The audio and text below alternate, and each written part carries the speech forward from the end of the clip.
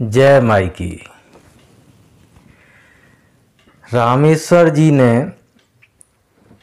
और कुछ और भी साधकों ने माँ बगलामुखी की जो यक्षिणी है, जिन्हें बिडालमुखी या बिडालिका कहा जाता है, इनकी साधना के संबंध में अपने कुछ प्रश्न पूछे। वे यह जानना चाहते हैं कि माँ बगलामुखी की इस यक्षिणी की साधना कैसे करना चाहिए, क्यों करना चाहिए, इसका क्या लाभ होता है। तो जो यक्ष हैं या यक्षिणियाँ हैं, इनके संबंध में एक पूरी विस्तृत जानकारी के लिए हमने कुछ प्रश्न तैयार किए हैं, जिन पर आज की चर्चा आधारित रखी गई है। सबसे पहला है, यक्षिणियाँ क्या हैं, यक्ष क्या हैं, यक्ष का अर्थ क्या है और यह क्या कार्य करते हैं।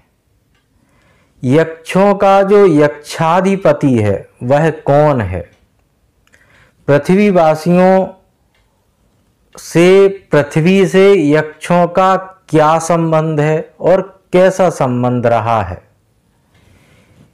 कितने प्रकार के होते हैं यह यक्षिणियाँ, यक्षिणियाँ कितने प्रकार की होती हैं, कैसी दिखती हैं, इनका स्वभाव कैसा होता है, इनकी सिद्धि कैसे की जा सकती है, सिद्धि लाभ कैसे प्राप्त किया जा सकता है, अथवा यह भी जानने योग्य है कि सिद्धि लाभ होगा या नहीं होगा, ये भी पता किया जा सकता है या नहीं किया जा सकता। अगर पता किया जा सकता है तो उसके लिए क्या करना चाहिए, सिद्धि के लाभ क्या क्या होते हैं।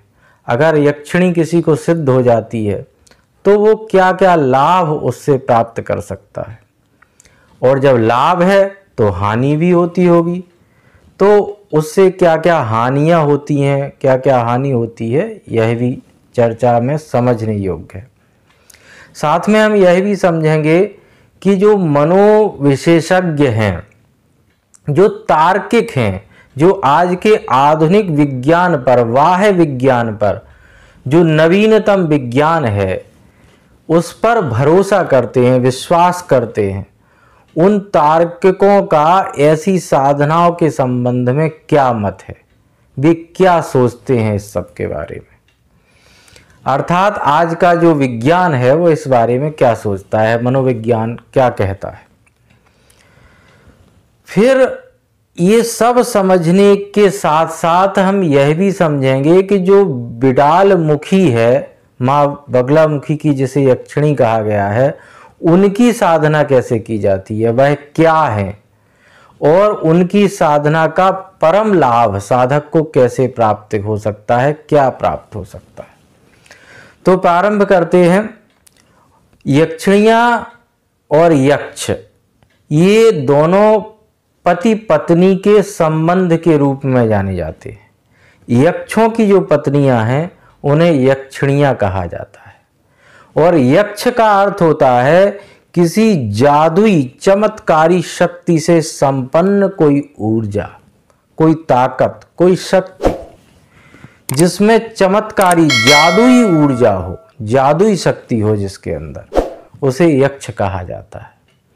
इनका काम क्या होता है, प्रायः यह उच्च कोटि के साधक होते हैं, इसलिए इनका काम भी यही होता है कि जो साधना करने में रत हैं, जो साधु हैं, जो साधना में अपने आप को समर्पित किए हुए हैं, उन सभी का हित करना, उन सभी के लिए जो साधना से संबंधित दिक्कतें हैं, जो उनके मानसिक और शारीरिक क्लेश बनते जा रहे हैं, उन सबको दूर करने का प्रयास करना, मुख्य रूप से इनका यही कार्य होता है। जो यक्षों के प्रधान हैं वे कुबेर कहे गए हैं, कुबेर को यक्षों का प्रधान कहा गया है, यक्षाधिपति कुबेर हैं, कुबेर भी एक यक्ष ही है। पृथ्वीवासियों से इनके बहुत पहले इसके संबंध रहे हैं और बड़े ही प्रगाढ़ संबंध रहे हैं, क्योंकि साधक पृथ्वी पर ही होते हैं और साधकों की रक्षा में इन्हें आनंद आता है, उनकी सहायता में आनंद आता है, इसलिए इनका संबंध पृथ्वी से भी रहा है। और इनका एक उपनिवेश पृथ्वी पर भी है। इस उपनिवेश को हमें समझना होगा। जैसे सभी देशों के दूतावास प्रत्येक देश में होते हैं, उनके लिए एक विशेष स्थान आरक्षित किया गया होता है, वहाँ बैठ कर के वो अपना कार्य करते हैं, लेकिन वो किसी और देश के दूत होते हैं। उनका कार्य केवल अपने देश से संबंधित जो कार्य हैं उन सभी कार्यों को निपटाना होता है, समझना होता है, समझाना होता है।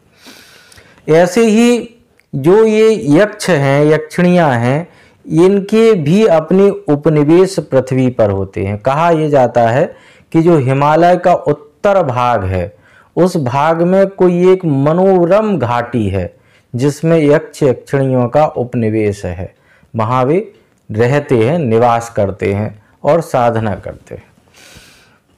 तो पृथ्वी पर इनका एक व्यापक संबंध है। कहा यह भी जाता है कि दीपावली की रात्रि में यक्ष अधिकांश बाजारों में घूमते हैं, क्योंकि इनको मिष्ठान्न प्रिय है, इनको सुंदर सुंदर बाजार प्रिय हैं और ये घर घर जाकर के मिठाई इत्यादि भी याचना करते हैं, मांगते हैं। तो ये भी देखते हैं कि किसके अंदर किस तरह की दान की प्रवृत्ति है, उसी तरह से उनको आशीर्वाद भी देते हैं। तो ये कहा जाता है कि यक्षों का संबंध पृथ्वी से बड़ा प्रगाढ़ है और पृथ्वीवासियों से भी बड़ा प्रगाढ़ संबंध इनका रहा है। अब ये जो यक्षिणियाँ होती हैं ये कितने प्रकार की होती हैं इसे भी समझ लेना चाहिए। प्रायः इनके विषय में कहा गया है कि ये 36 प्रकार की होती हैं और कहीं कहीं इन्हें 64 प्रकार का भी माना गया है। तो 36 या 64 प्रकार की यक्षिणियों का, यक्षों की जो जातियां हैं, प्रजातियां हैं, जो उनके गुण धर्म हैं, जिसके हिसाब से उन्हें विभाजित किया गया है, इस तरह से इनके संबंध में कहा गया है। ये कैसी दिखती हैं ये जान लेना भी बहुत ही आवश्यक है, क्योंकि इनकी दिव्य आभा होती है, इनकी दिव्य तरीके से ये दिखती हैं, दिव्य दिखती हैं ये। तो इनका जो दर्शन है वो इस तरह से होता है कि इनकी जो काया है वो नील वर्णी होती है। जो यक्षिणियाँ हैं ये नील वर्णीय होती हैं। अब नील वर्ण का अर्थ ये नहीं है कि इनके शरीर का जो रंग है वो नीला हो। ये इस तरह से है जैसे किसी नीले कांच से कोई प्रकाश आ रहा हो, तो वो जिस तरह का नीलाभ प्राप्त होता है उसी तरह से इनकी जो कांति है वह नीलाभ है। इनके शरीर से जो कांति उठती है वह नीले रंग की कांति उठती है, तो इसलिए ना नीलवर्णी काया का माना जाता है। इनके जो नेत्र हैं वे निश्चल मोरनी जैसी इनकी आँखें, निश्चलता इनके नेत्रों से झलकती रहती है, मोरनी जैसी इनकी आँखें होती हैं, बड़ी सुंदर इनकी आँखें होती हैं। रक्ताभ इनकी आँखों में नजर आता है। इनकी जो कटी अर्थात कमर है वह पतली होती है, छीण कटी, इस तरह से वर्णन आया है इनके संबंध में।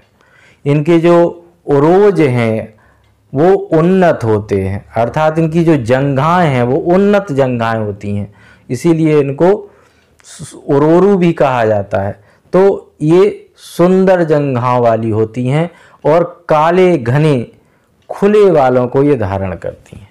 तो इस तरह से इनका जो स्वरूप है वह बड़ा ही दिव्य और मनोहारी होता है।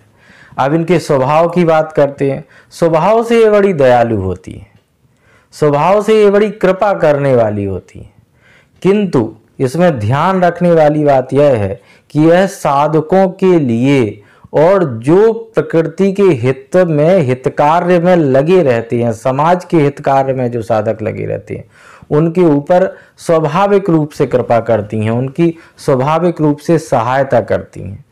लेकिन जो इन्हें बलात् बस में रख करके अपने मन के द्वारा जो उत्पन्न विचार हैं उनके माध्यम से इनके द्वारा मनोराज्य करना चाहते हैं, जो पृथ्वी पर उपस्थित लोगों को इनके द्वारा शोषित करना चाहते हैं, उनके लिए इनका स्वरूप और स्वभाव विकराल हो जाता है। जैसे जब भी ये यक्षिणियाँ साधकों के नज़दीक आती हैं, इनके संपर्क में आती हैं, इनके आसपास आती हैं, तो साधकों को एक दिव्य खुशबू का एहसास होता है। जैसे कमल की खुशबू हो, जैसे गुलाब की खुशबू हो, जैसे मोगरा की खुशबू हो, इस तरह से अलग अलग जो सुगंध है वो साधक को महसूस होने लगती है, उसके अंदर एक दिव्यता आने लगती है। और जब ये चली जाती हैं तब भी पूरी रात्रि में वो सुगंध साधक से अलग नहीं होती, उसके परिवेश में ही वह रहता है।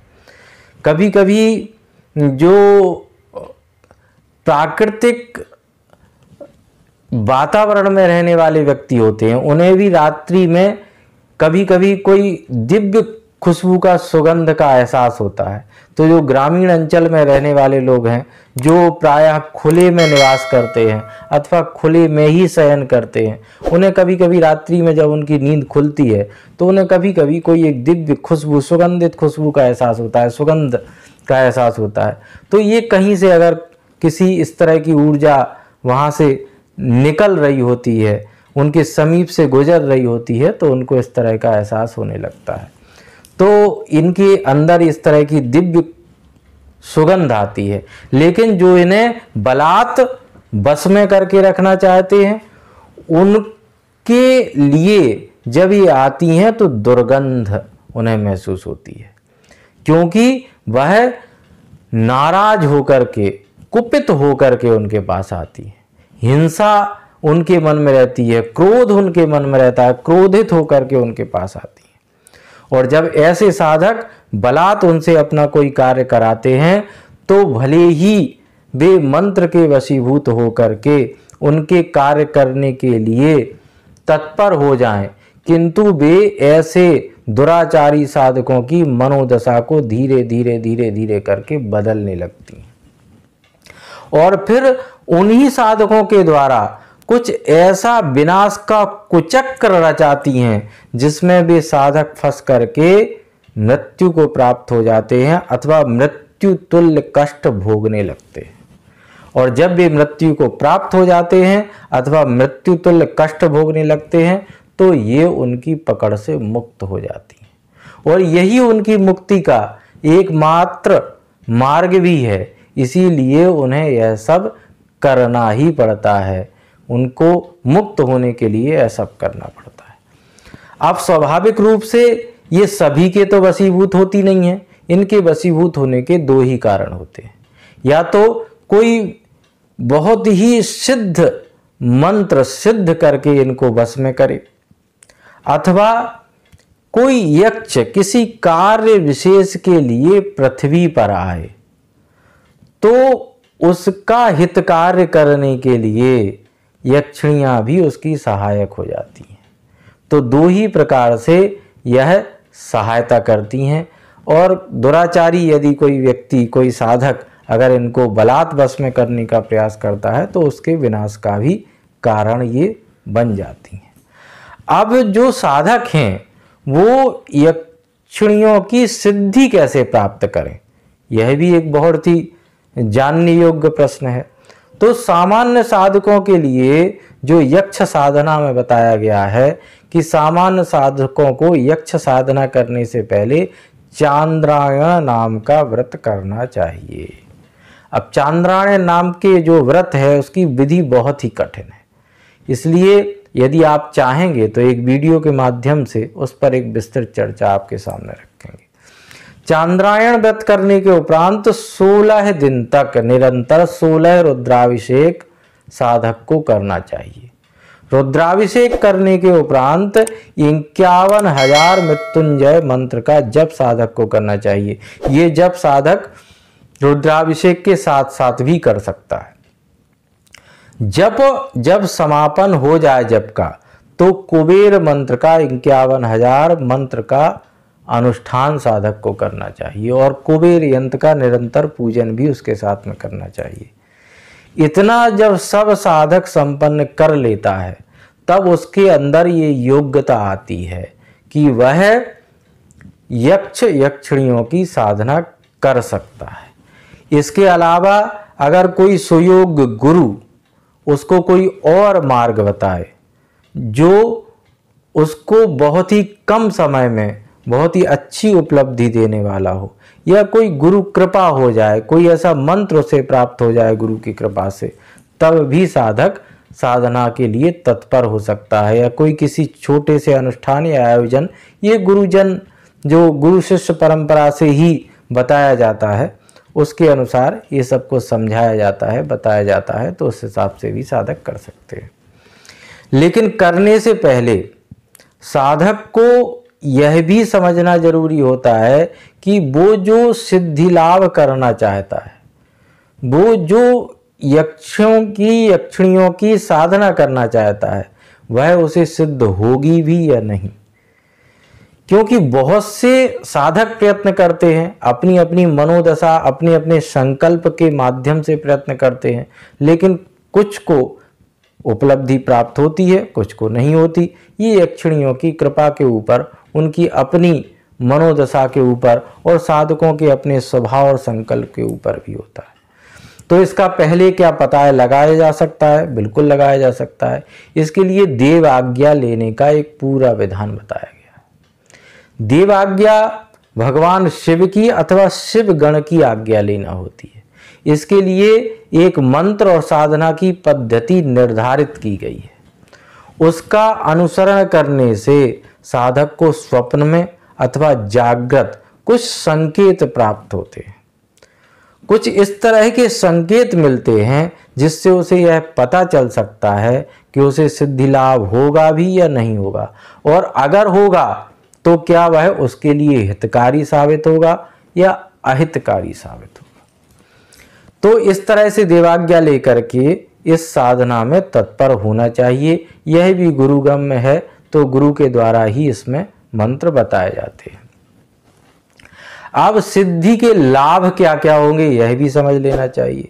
सिद्धि के बहुत सारे लाभ होते हैं, भौतिक भी और आध्यात्मिक भी। तो आध्यात्मिक लाभ की चर्चा हम आगे करेंगे, पहले भौतिक लाभ की चर्चा कर लेते हैं कि यक्षिणियों की साधना करने से क्या क्या हमें सामाजिक, भौतिक, आर्थिक लाभ हो सकते हैं। तो यक्षिणियां जो होती हैं इनका संबंध वृक्षों से भी बताया गया है और वृक्षों के नाम पर इनके नाम भी रखे गए हैं। जैसे विल्व यक्षिणी, विल्व यक्षिणी का जप बिल्व वृक्ष के नीचे होता है, उनको सिद्ध किया जाता है, जागृत किया जाता है मंत्रों को, और ऐसा करने से ये ऐश्वर्य को देने वाली होती है। वट यक्षिणी जो होती है वह वस्त्र आभूषण को देने वाली होती है।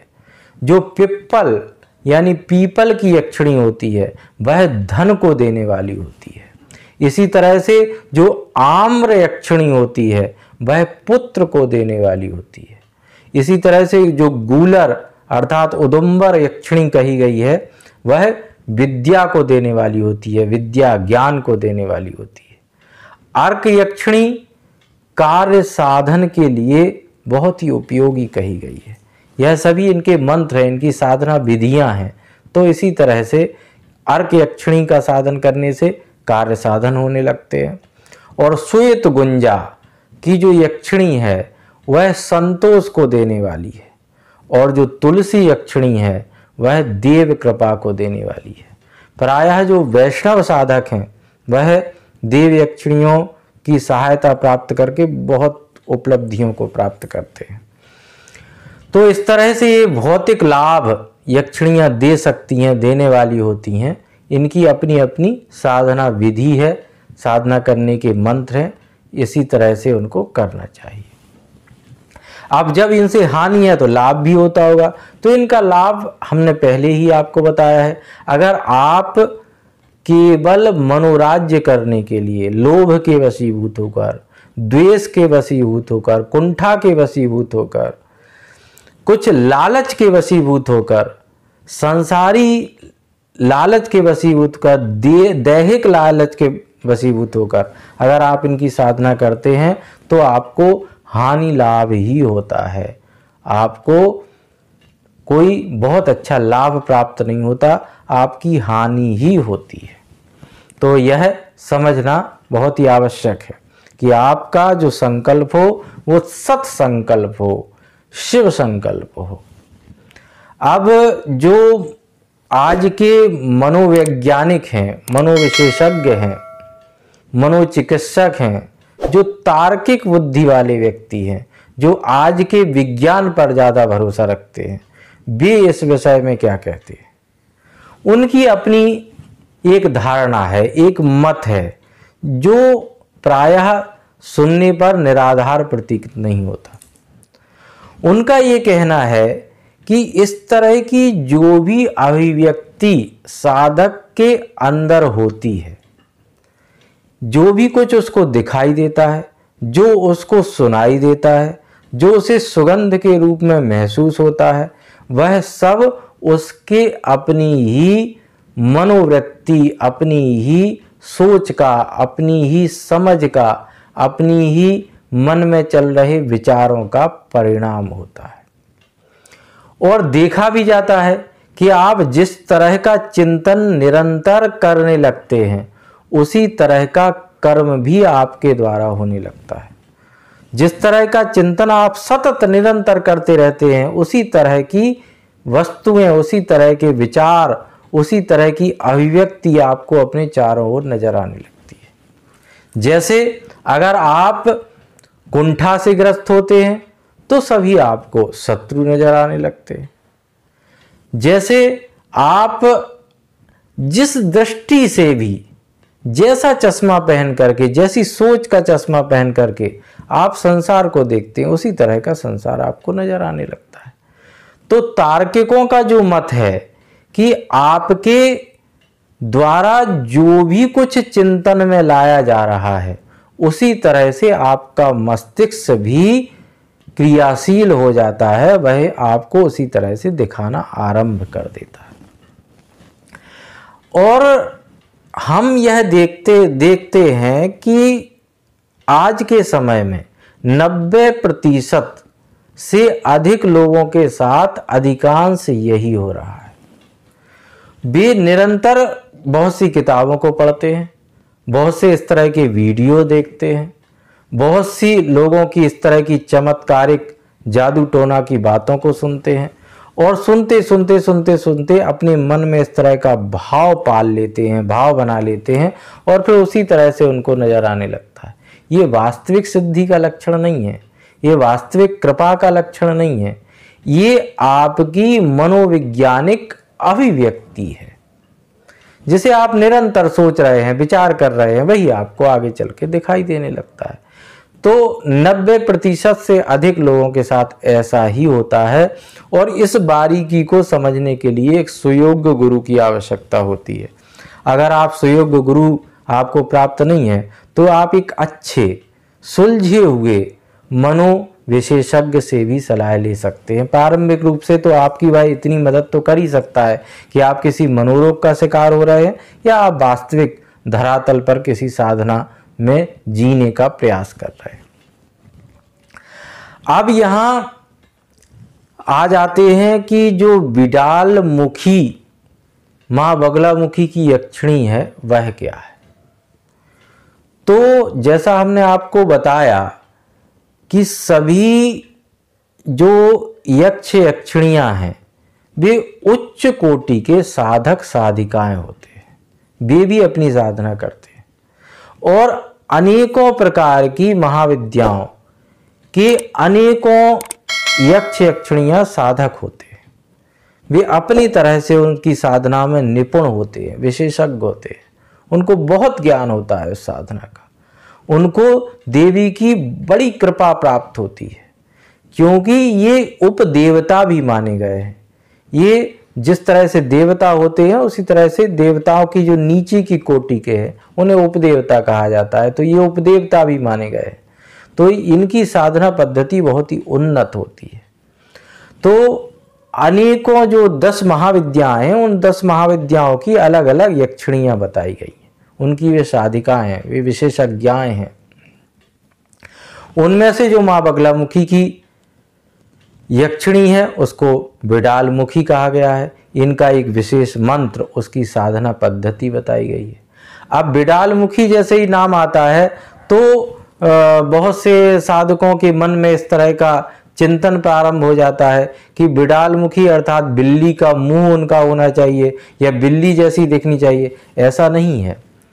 जो ये यक्षिणी है, इनके गुण धर्मों के अनुसार इनको नाम दिया गया है। जैसे कोई व्यक्ति अगर मूर्ख है तो उसको कह दिया जाता है अरे वह तो बड़ा ही गधा है। तो इसका अर्थ ये नहीं हो जाता कि वह 4 पैर से चलने वाला एक गधे जैसा कोई प्राणी बन गया है। उसी तरह से इनकी जो यक्षिणी है, इनके गुण धर्मों के अनुसार उनको बिडालमुखी के नाम से कहा गया है। जैसे बगलामुखी, तो बगलामुखी माई को कहा गया है, उसकी भी हमने चर्चा की है, बताया है कि बगलामुखी क्यों कहा जाता है उनको। ऐसे ही बिडालमुखी भी इनको नाम दिया गया है। अब इनकी साधना कैसे की जाती है? इनका एक विशेष मंत्र है और उसकी एक साधना पद्धति भी है जिसको करना चाहिए। अगर साधक उस तरह के साधन करने के योग्य नहीं है तो वे अपने सदगुरु देव भगवान के चरणों में बैठ करके उसकी कोई सरल रीति तय कर सकते हैं, सीख सकते हैं, एक नियम पूर्वक उनके मंत्र का जप कर सकते हैं। उससे भी सिद्धि लाभ होता है, उससे भी उनकी कृपा प्राप्त होने लगती है। अब इनकी साधना करने से परम लाभ क्या हो सकता है साधक को?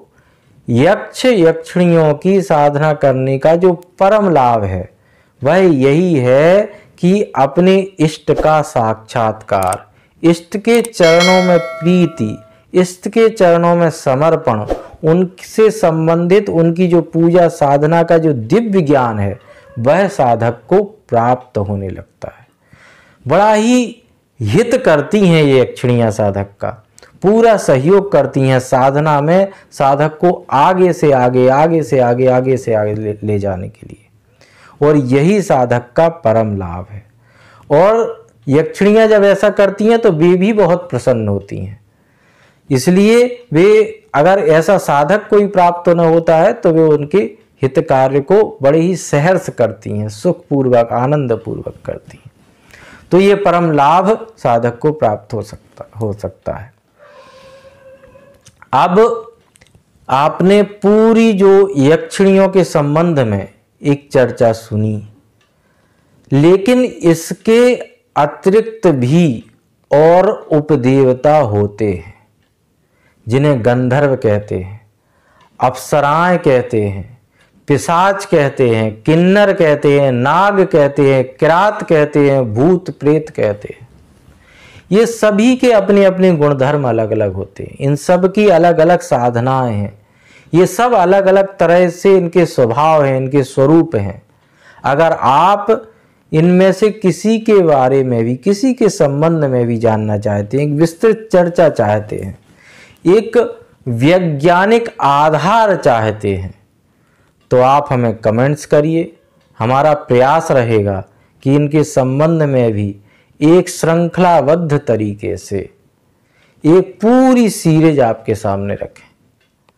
अगर आपका इसमें थोड़ा सा भी इच्छा आपकी नज़र आती है, आपका थोड़ा सा भी ध्यान इसे और है, तो आप हमें कमेंट्स के माध्यम से सूचित करिए। हम अवश्य ही आपकी सहायता करने का प्रयास करेंगे। जय माई की।